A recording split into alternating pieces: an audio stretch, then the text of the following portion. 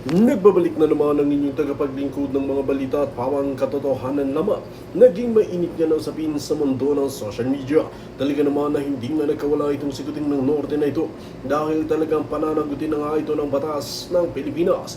Ngayon nga ay mas lalo nagkakagulo nga sa Senado matapos nga mablanggo ni Jinggoy. Ngayon nga ay talagang maisisiwalat itong si Jinggoy na ito kung sino nga ba talaga ang kanyang mga kasabuat sa pagnanakaw ng kaban ng bayan.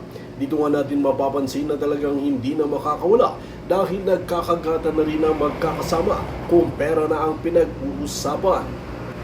Ayon pa nga sa statement, Jinggoy ay talagang gusto na lang maging whistleblower itong si Jinggoy na ito at akuin niya lahat ng kasalanan at sila na ang bahala sa kanyang kabuhayan. Ngayon nga ay hindi pa rin nakakasigurado itong si Jinggoy na ito dahil alam niya ang kilos ni Kuting ng Norte at iba pa niyang kasamahan ng mga pulpolitiko.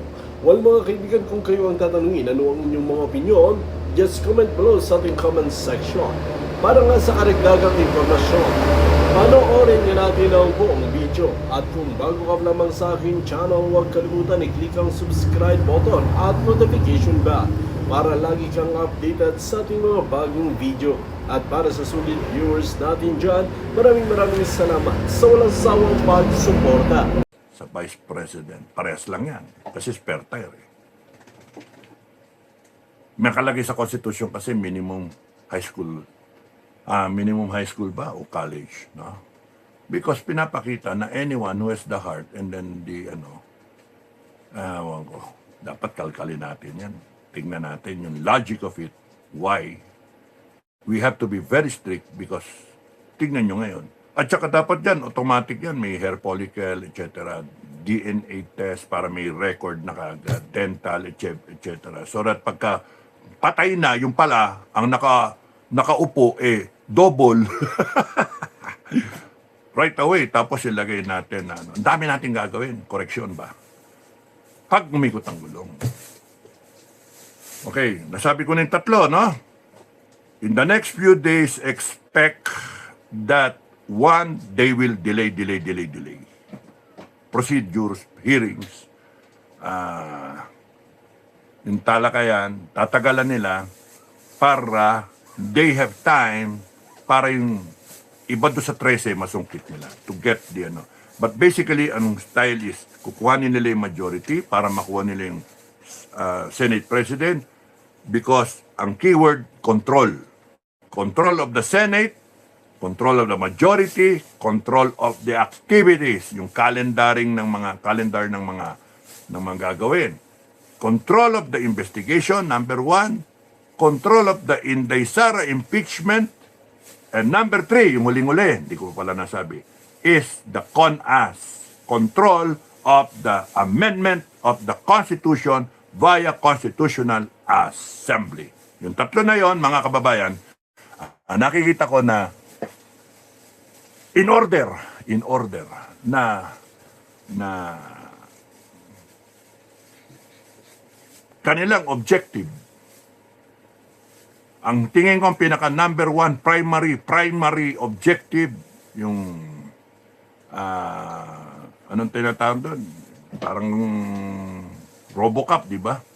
The prime directive is hindi dapat lumitaw ang katotohanan sa investigasyon nila. Para hindi lumitaw ang katotohanan, hindi lumitaw yung mga pangalan, lahat ng pangalan na yan, congressman, senator, cabinet, agency, generals, lahat hanggang sa office of the president, lahat ng karakter. Para mapigilan yan, hinakailangan sila ang majority, sila ang Senate President, sila ang nagdidikta. At yung 13 ngayon, aw. Natakot. Aw. Ganun na lang. Naging minority, kahit anong gawin na, objection, Your Honor. Hindi naman kayo majority. Noted. Okay, proceed. Yung kasama nilang majority, proceed. Senator Lacson, proceed. Senator Ontiveros, proceed. Diba? I have a motion to suspend the hearings second demotion agad yung yung kakampi nila. Are there any objections? Sisigaw yung si Marcoleta. Objection! Objection! Hearing none. Poke. Session suspended. Session adjourned. Control delay. Pati yung martilyo, di ba? Pati yung martilyo. Ang sarap ipagpapako sa krus. Well, anyway, yun yung realities, no? Tatlo, Primary is hindi matuloy investigation. Why? Because it will bring out names. And once na the investigation is getting hotter and hotter and hotter, madugo. And then, tumutumbok talaga sa mga players ng sindikato na yan. More Filipinos will come out to say, I solemnly swear to be a witness. Ganyan. Tapang na. Kasi nakikita yung tapang nung 13. Ngayon, kung nawala yung 13, sila ngayon maging speaker. Senate President, sila ngayon ang magkocontrol. Tatakutin ka ngayon. Are you sure? Ngayon, nasabi mo. Ganito kayo, tasisiraan ka, wawasakin ka. Di syempre, yung mga Pilipinong nananahimik, matatakot. Puta yun, dati ka palang sugarol, dati ka palang babaero, hiwalay ka pala, etc. Di ba, nagkaroon ka ng drinking problems, dati ka pala nagdroge, ganun. Sisiraan ka na. And inventing stories, and then may mga witnesses sila na parang mga ninja. Mga ninja, ganyan. Yun! Nirape ako niyan! Mga tao, usong-usong ngayon yan, mga witness na peke. Okay. To discredit ngayon yung mga witnesses na totoo. Well, so it's logical, their objective, very clear para sa akin.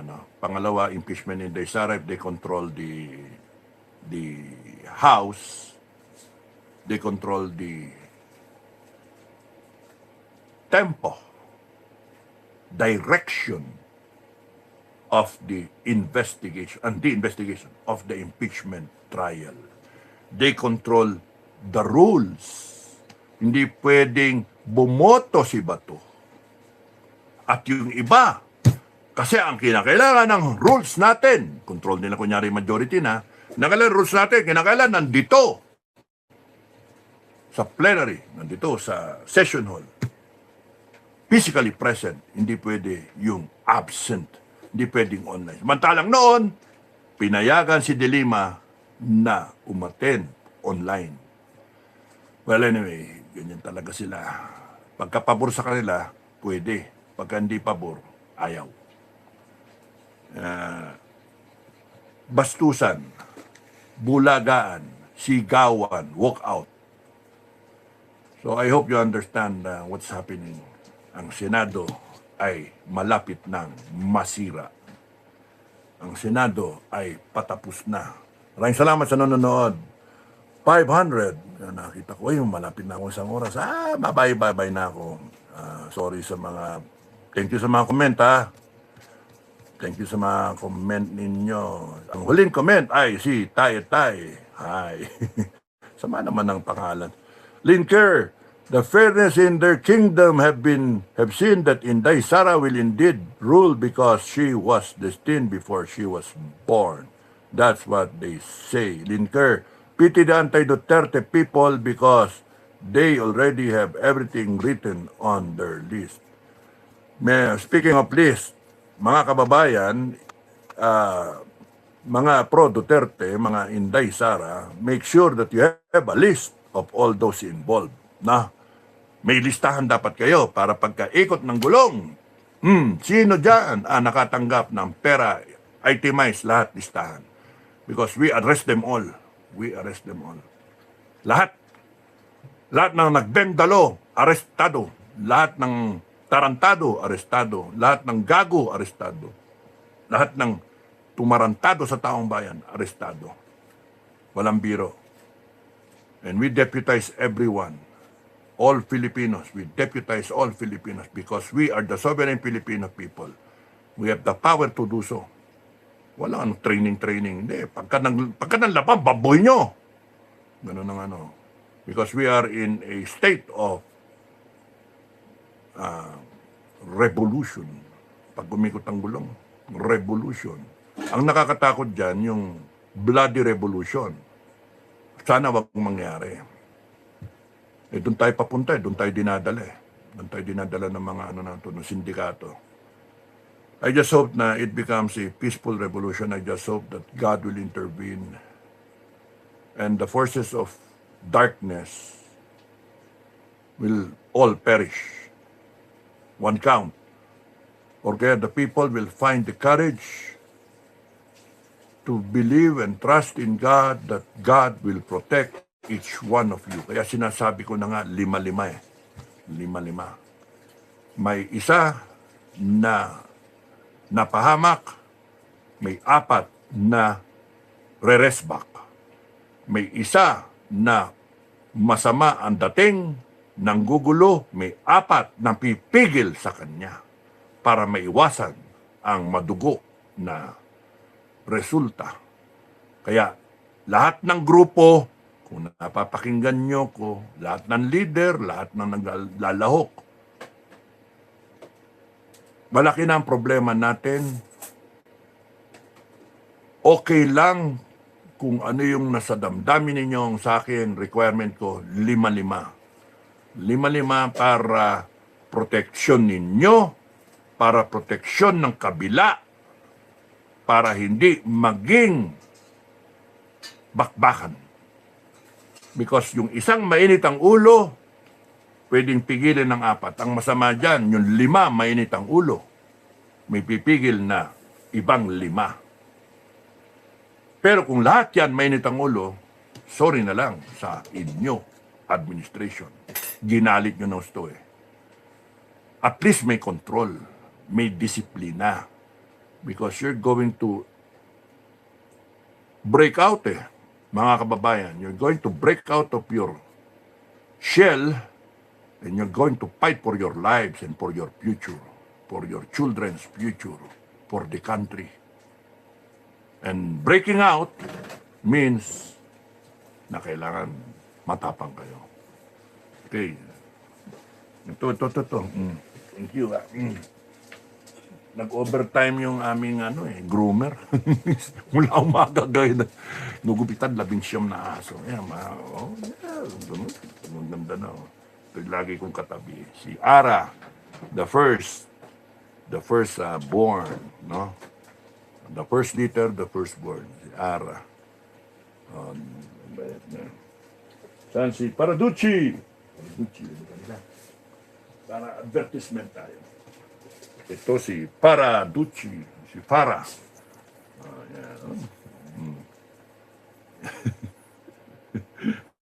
Papadede ito ngayon. Kaya may law-law.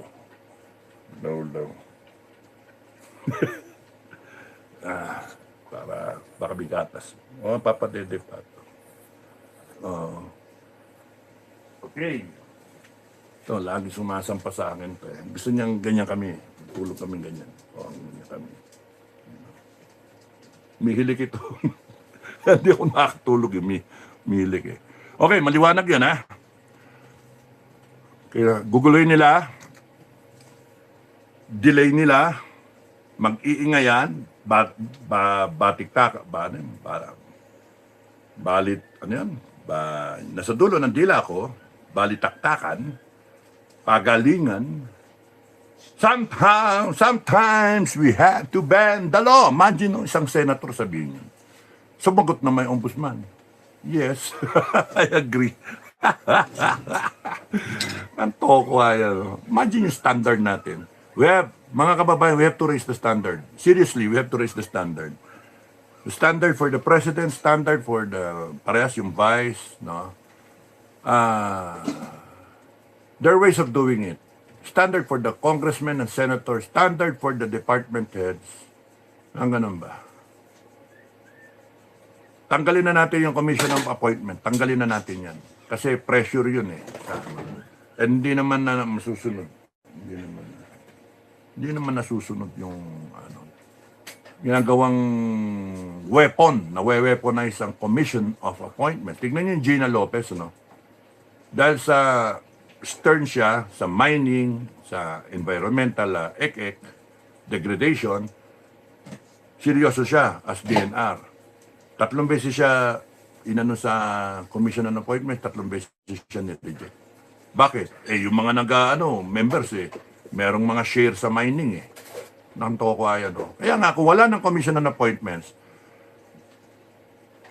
why not hold the President accountable? Anyway, he is supposed to be accountable for appointing a stupid son of a bitch dun sa agency head. You appointed a stupid chief of staff. Kasalanan ng Presidente. So, we hold him accountable. Diba? So, wala nang Commission on Appointments. Bakit may ganun-ganun pa? Pa-importante naman masyado itong Congress at Senate Ginagamit ni Wherever. Kaya may utang na loob Pagka sinabi ng congressman at ng senator na, sabihin ng mga opisyal, lalo sa military, we've got your back. Kaya, kita nyo ang resulta. Kundi kaya, corrupt yung senator, corrupt yung senado, yung congressman, corrupt na rin yung inappoint nila. Kaya palpak yung Commission on Appointments, tanggalin na lang dapat talaga yung pag-ikot ng gulong. The President, whoever is the appointing authority, is the one responsible. Yung gano'n ba? Pagka palpak yan, damay siya. Kundi kaya, siya magtanggal. Yung gano'n ba? Kundi kaya, pailan niya ng whatever. May mga naman tayo may mga magagandang procedures din na check and balance. I-implement lang natin. Basta, I think it's redundant and it's being weaponized. Yung Commission on Appointments, tanggal dapat yan. Tanggal yung ayuda, ginagawang tamad ang Pilipino. Yung tanggal yung mga na yan, yung mga intelligence fund na yan. Intelligence and Confidential Fund, tanggal talaga yan. Isang agency lang talaga may hawak yan, which is the Intelligence Agency. We make it a department. Kung tayo masunod, we make it a department, National Intelligence Security Department or whatever, no?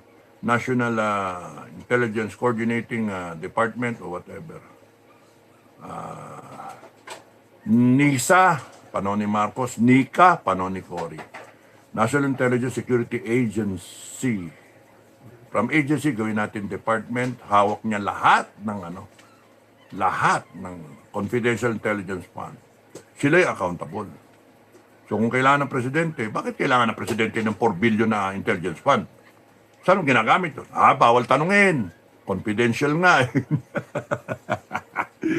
Pero yung kay Inday Sara na 125 billion na binigay ng presidente, galing sa Office of the President, 125 billion, pumuputok ang mga butsi nila para sa taong bayan na kailangan i-expose yung korupsyon ni Inday Sara. Putay na para silang hindi korrupt, no? No, di ba? Si Inday Sara, si Inday Sara, kinlir ng COA. Sila nakabinbin yung mga confidential funds. May bilyon na nakabinbin naka red flag. Iba nga disallowed na Simple lang naman kasi mga kababayan yung ruling. Pagka disallowed ka, bayaran mo. Yun ang kasimple lang yan. Yun ang alam ko, no? O pwede ka pang kasuhan, pero sa totoo lang pagkabayad mo, para yung umutang ka sa lending, na? Kayo, umutang kayo sa mga lending online, ingat kayo dyan sa mga ganyan, Ang daming scammer, ang daming gago, predators, yung mga ganyan. Utang ka, tapos nun, yung hindi ka nakabayad, kakasuhan ka nila. Pagka nagbayad ka, drop na yung kaso mo. Paraan pa. So, ang problema doon, babayaran mo yung mga amilyar, yung mga nakalagay sa kontrata. Pero kung matino ka at you hold the line at ikaw yung nabastos, ikaw yung tinakot ng mga yan, pwede mo silang patanggalan ng lisensya. So, ganun, right now, sa gipit ng panahon, some Filipinos might be enticed na pumunta sa mga lending apps. Ingat kayo, mga kababayan. Tapos nun, Ang daming problema. So, yun na muna problemahin natin. Senate lang. Panoorin natin. Ngayon, yung pagtayo. Yung pagtayo. Nasabi ko sa inyo, mahirap tumayo. Gaya ng ginagawa ngayon, balita ko, may nagrarally. Tapos, pinaalis din sila. Kita niyo yun, mga kababayan. Rally, for what? Support, ganun. Yung wala nga eh, ginasgas yung mga gasgas ng tao. Ayaw ng tao ng ano. Ayaw na nga lumabas ng mga tao kasi gusto ng tao, action! Kumbaga sa ano, ang napanood ng mga tao, panay drama. Yung, kita niyo yung mga nagpapakita sa, ano nyo, sa newsfeed, sa reels, no? Drama, no? Yung bilyonaryo, yung na kunyari katulong. Heiress pala, o kaya heir to the throne. Yung mga ganun ka na. Drama. Love story. Sawa na ang gusto ng tao. Action! Yung mga paratan, yun ang gusto ng tao ngayon. That's what they're waiting for. And they're waiting, mga kababayan, oy, mga Malacanang, lahat kayo, AFP, PNP, NBI, the people are waiting for a hero to stand up, to rise up, and stand up. Huwag kayong makakamali. Marcos et al. Kayong lahat, kung sino man yung nandyan, kung peking Marcos yung nandyan, at pinapatakbo lang tayo ng mga nakapaligid, huwag kayong makakamali to make a hero out of someone. Because that someone, when that someone leads everyone, delikado. They might all be armed. They will come out fully armed. And you will have a problem. Houston, we have a problem. Di namin kaya yan. And then, pagka kayo umuto sa AAP tsaka sa PNP at NBI to quell this rebellion of the Filipino people, patay kayo. Tapos kayo. Mahati eh. Kaya, hinay-hinay kayo. Diba sasabihin, saan ka ba kakampi? Mga kababae, kakampi ako ng taong bayan. Kampi ko, hindi nyo nagigets yung, yung salita ko eh. Anyway, mag-aral kayo, pag intindihin nyo yung mga nangyayari, at sa akin, handa lang kayo. Masid-masid, tingin-tingin, intindi, yung mga nangyayari. Groups of 5, no? Within the family, 5 kayo, fine. Okay na, go na yon. Then next is, para madagdagan yung group of 5 na yan, maging 2, 5, 3, 5, 4 na 5. Kamag-anak, classmate, kaibigan, neighbor, groups of 5. You're preparing because pagka pumutok man ang gera, meron na kayong groups of 5. Laban. No? Or multipurpose. Pagka may sakuna, meron na kayong groups of 5. Mag-ukay ng rubble and nag-earthquake, big one, nakunod, wag sana. Magkaroon ng food scarcity, groups of 5, may hahanap ng pagkain, etc. Body, yung 3 may iwas sa pamilya, yung 2 hanap ng pagkain. Yung ganun ba? Security. Kasi yung 2 magka-body, yung 3 may iwan, ito sa kuta, yung 2 forward, meron pang 2 dito sa kabila, may iwan dito, 3, so they can defend. And yung 2 magka-body, okay na rin yun, pagka may mission sila. So, yun yung ko. Very important yung groups of 5 fingers na operations, no? Very important. I believe in that because it has been proven. Time and again, yung 5 fingers na galawan, may team leader, team leader. May 2 na sumusuporta, and meron pang So may 2 forward at may 2 rear. Sa gitna yung team leader. Okay. So maganda yon. So that you protect each other. You care for each other. You warn each other. You correct each other. Rectify everyone. Oy, mali ka, putragis. Pwede ba tumahimik ka? Yung ganun. Yun nangyari sa amin sa Senado. Maingay. Kung may group of 5 yun, yung 5 na lang yung 4 niyang kasama na lang magkukosyon sa kanya, di na kinakailangan ako. Ay, minura-mura ko pa eh. Eh paano? Sasabihin ba, duwag yung mga retired eh. Eh sa akin, hindi. Red flag yun eh. Sabihin mo, putang ina, mga veterano yan. May karamihan dyan, yung mga muntik na mamatay sa buhay nila. May mga peklat pa nga yung iba eh. Tayo na, huwag nagsasalita ng ganon. Ang dali nyo magsalita ng ano, ang tatapang ninyo. Pero pagka bakbakan yan eh, matapos na ikaw yung pumasok, iwanan mo yung mga tao, yung mga kasama. Hindi. Eh, ang ano nga namin, ano eh, pakawala eh, ng administrasyon. Kaya, huwag nyo na isama yan. Huwag nyo na isama. Makita ko siya ulit. Sisitahin ko yun pagka nakita ko siya ulit. Mahirap yung ganun eh. May mga info kami sa intel namin na ano yun eh, pakawala eh. Hinahatid eh. Hinahatid. May handler. Ang mission, guluhin. Kaya kayo, mga kababayan, kayo mga nagrarally na mga grupo-grupo, ingatan nyo, you don't have to know each other within the group. Kakilala kayo. Hindi yung ngayon mo na nakita, and then yung titiwala kayo. Paano na yun? At least kung doon sa 5 na yon may kakilala kang isa, yung isa na yon nakakilala mo ng ibang grupo, ibabouch for yung kasama niya. O di, walang problema. Ang masama yung ngayon lang kayo nagkita sa ganyan, eh mamaya, CPP, NDF na yon o paano? Mahirap yung ganun. O kaya, intel na yon na ang objective eh, guluhin para masira kayo. Okay. So, Erlinda Flores, hi. Purisima, uy, hello po. Ele Amboy, we being you, sir. Good morning po, Kap Dado. Good morning. Bobby Abtuhan, anong oras na? Uy, alas 12 na. Cinderella gaya ko ngayon. Good evening, sir. You, sir. Hi, Stingray. Hi, magandang gabi. Stingray. Uy, magtanim na tayo, Stingray. No, magtanim na tayo. Ng mga fruit bearing. Trees doon sa kampingan. Kailangan natin magtanim na. Sabi mo, may commitment ka ng mga seedlings eh. Baka ano eh. Anyway, tsaka na natin yung problema yun.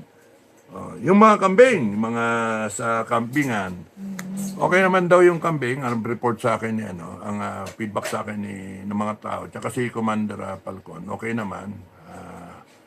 Sobrang init, nagkakasakit sila doon. Para yung mag-asawa may sakit. Kaya magpagaling kayo. Senior na kayo. Yan ang mapapala ng mga senior. Madaling magkasakit, malilimutin pa. Pero may wisdom. Alam nyo ang solusyon. Ito ang solusyon. Halikan nyo, padila kayo. Ganon. Papupog kayo, dila-dila. Yan, ikinis sa mukha nyo. Mas mura pa sa 20 pesos na facial. Ito, araw-araw akong dinidilaan ito eh. Sabi ko, pantay mo naman, dito sa kabila naman. Diba, no? Ay, bida ka. Diba? Like, share, subscribe. Rio. Marami na nagupitan eh. Sino to? Come. Basya. Diba? Basya. Oh! Basya. Kala ko, agatin ako eh. Paraducci! Para talaga. Ito, favorite kong inahin eh. Para. Magkakamukha, no? Kakamukha kami. Roy, seloso. Ito si Rio. Ito yung ano eh. Ito si head of the Ducci family. Ducci family. Italiano eh. No? Naging itim eh. Tricolor to eh. Brown tong ulo. May blackish dito. Brown and black. Tapos white.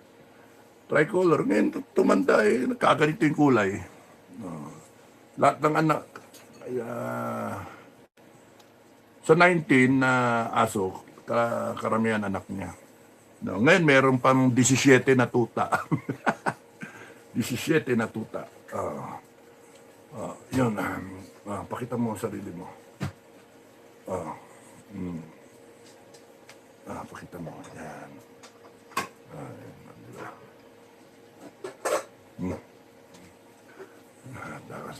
Sama ka ba? Sama ka? Revolusyon! Makibaka! Diba? Kawawa naman ng Pilipino, no? Panay galit-galit na lang eh. Panay galit. Wala namang mangyari sa atin. Hanggang galit na lang tayo. Samantalang sila. Binebendalo tayo. Wala talaga. Nalagyan na naman balahibo. Binebendalo tayo. Wala eh. So, up. Kaya nga ganun eh. They will continue to do what they want because